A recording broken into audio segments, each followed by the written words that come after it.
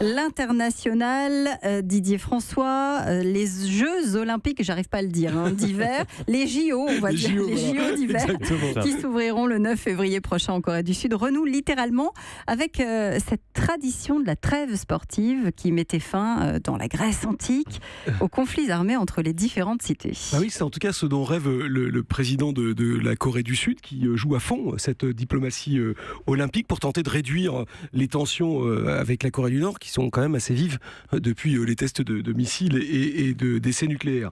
Alors, par exemple, il y a eu un geste quand même extrêmement symbolique. Hier, un drapeau coréen du Nord a été hissé sur le village olympique pour accueillir les athlètes de Pyongyang. Alors, c'est tout à fait conforme aux règles du CIO. Un drapeau de chaque délégation doit effectivement flotter sur les sites des épreuves, mais ce n'était pas du tout une évidence en Corée du Sud, dans la mesure où techniquement, elle est toujours en guerre avec la Corée du Nord, puisque le conflit qui a conduit à la séparation de la péninsule s'est achevé en 1953 sur un armistice et pas sur un accord de paix.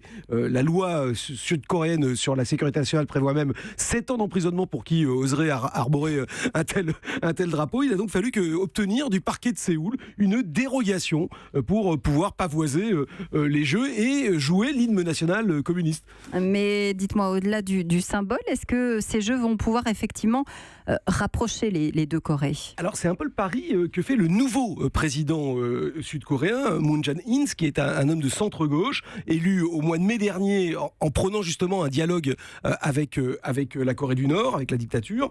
On a d'ailleurs bien vu au lendemain des essais nucléaires que quand Donald Trump menaçait Kim Jong-un de feu et de colère, eh bien le dirigeant sud-coréen, lui, plaidait pour plutôt un durcissement des sanctions et de la patience stratégique. Enfin, tout sauf des bombardements. Alors, il faut dire que Séoul et ses 12 millions d'habitants sont à portée de canon de l'armée nord-coréenne et que, effectivement, ça serait assez rude pour eux s'il y avait des représailles en cas de bombardement. Mais les Jeux Olympiques servent aujourd'hui à marquer un petit peu sa différence par rapport à la politique américaine. Mais cette politique d'apaisement, Didier, elle a vraiment des effets ? Alors c'est pas franchement flagrant, honnêtement. Ça marche ou pas ? Ouais. Le régime nord-coréen pour l'instant n'a pas fait énormément de concessions, si ce n'est d'accepter que les deux Corées engagent pour les Jeux une équipe commune de hockey sur glace féminin.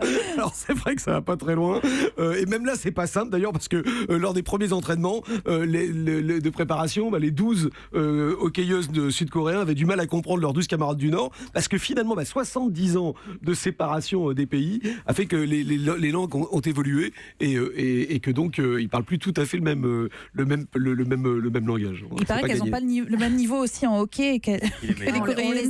On les a vus descendre en chassé-croisé, vous avez vu, les pistes, c'était assez joli.